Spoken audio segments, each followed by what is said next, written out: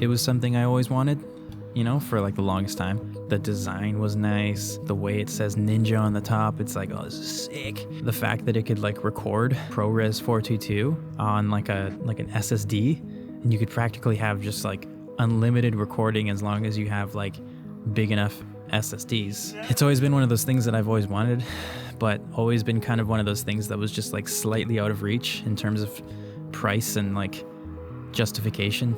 There's a lot of monitors out there. You can't really differentiate the differences between like a $200 to $400 monitor. Like they're all kind of the same, you know, like they all have the same stuff. They all have the same features. They all sort of look the same, unless you're small HD.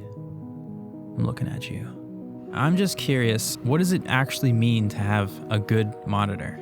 Because if you're in film, it is really important to have a good monitor and see what you're filming and make sure that your image looks the best it could possibly be, depending on what you're trying to do. And I've always been very curious about the Atomos Ninja 5 because so many people swear by its ability to record, its functionality and usability. I started to realize that this monitor was actually fixing some things for me on my A7 III because like my audio jack broke, so I wasn't able to plug in a microphone, which sucked.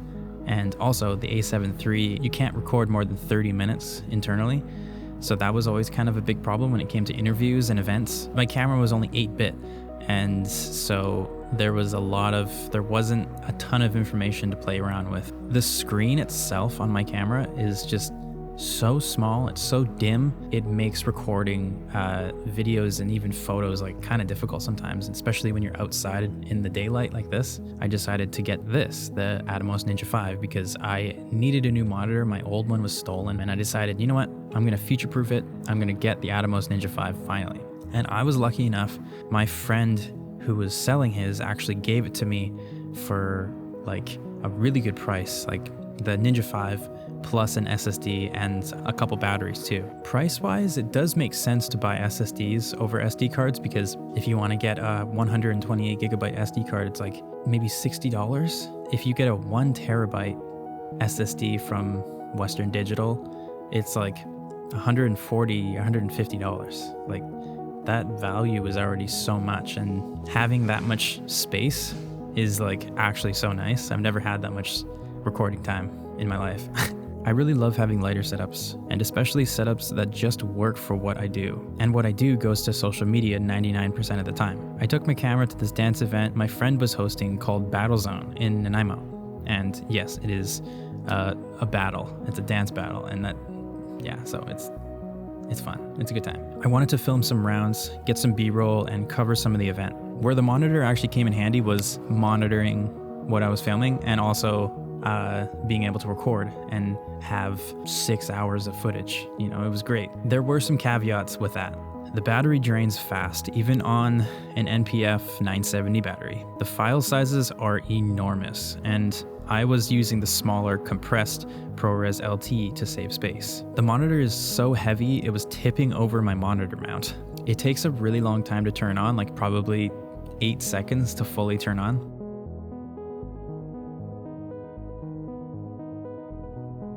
I didn't notice any difference in quality with ProRes.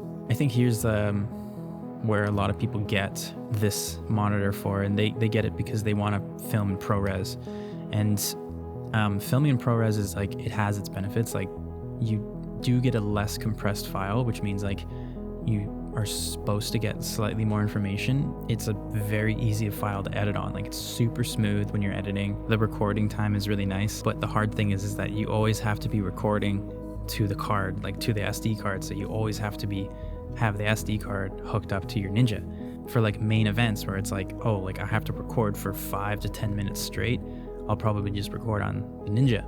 But then for B-roll and everything that's like not as crucial, I'll probably record internally. There are a ton of things that kind of are annoying about this monitor, but there are so many features in this monitor that just make it such a rich experience for shooting video. Like they have everything from waveforms to vector scopes, peaking, zebras. You can mark up each clip and give it a thumbs up or give it a rating or give it a note kind of thing. It's really cool that you can do that. You know, there's anamorphic de-squeeze options, aspect ratio options to help you kind of frame. In the latest firmware, you can actually take screenshots of like a screen grab of what you're filming, which is nice. Also, I can hook up my microphone to the monitor. The monitor actually has way better preamps than my cameras. Like right now, I just have it sitting on my table, and then I have the microphone going directly into the Ninja, and then the Ninja is recording the signal from the camera. I know a lot of people that want to shoot ProRes RAW, but like it's ridiculous. Like if you shoot ProRes RAW on a 1 terabyte SSD, you only get an hour or 55 minutes of footage. Like, why would you ever do that? And that's on 24 frames per second. Like if you shot 60, it's like 15 minutes or something. Like it's ridiculous. I don't know. I don't know if I will ever do that. Here are some examples of ProRes 422 versus ProRes HQ and ProRes LT.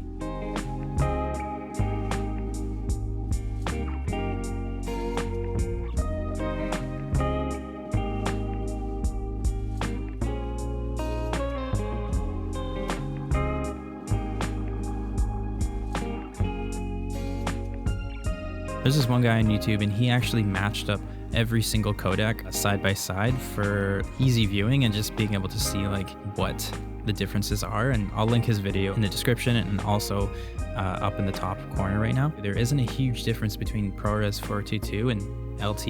You have to look in the waveform to like actually see what's going on. ProRes LT is honestly enough for social media, for anything that you're posting online. You really don't need anything more than that. Unless you're like a colorist and you really want to push it, then by all means do it. The difference between ProRes and the internal on the A7S III is that the A7S III codec is already so good and it's so powerful in its 10-bit. I think I will still definitely benefit from having the recording option on this, but I think I'm mostly going to use it as just a monitor because it still is a really good monitor and it's like very accurate. One thing I also noticed about cheaper monitors is that you can't use the zebras and the focus peaking at the same time. You can use it on this one, but like a lot of other monitors, like from FieldWorld, DesView, you can't use it at the same time. It's like it cancels itself out. It's weird. So being able to have so many options on this that actually work really well and they're very accurate and I can trust them, is nice. It's very helpful. I actually wanted to return this at one point because I just kind of felt like when I upgraded to my new camera, my A7S III actually like solved a bunch of those problems that I had, like recording with the microphone, recording unlimited. Shoot, like I actually just don't know if I'm gonna be able to use this anymore. Like maybe I should just sell it and get a cheaper monitor. To be honest, it is actually nice having 6 hours of ProRes footage, and I can also still like hook it up to my A7 III as a secondary camera if I want to record with audio and record unlimitedly. I'm definitely still gonna have a use case for it, but it's been an interesting experience. I've seen some professionals who just have the Shinobi and they're like perfectly happy and they'll just buy SD cards and be okay with that. You know, I don't think I've spent enough time with this thing, because I've always wondered, like, why do people swear by this thing? So there's almost just as many drawbacks to the amount of benefits that you get from this thing. It's kind of a weird thing, you know? Like, I know a lot of people who have gotten this monitor and sold it because they were just like, yeah, I don't need the benefits that it comes with, and I can just sell it and spend the money on a Shinobi that's like more than half the price, and it does the same thing without the recording. Yeah, I don't know. It's kind of an odd piece of technology, but I also think it's really cool. Like, it's like a weird relationship. I'm like, you're weird, but I like you. Should you get it? I don't know. Should I have gotten it?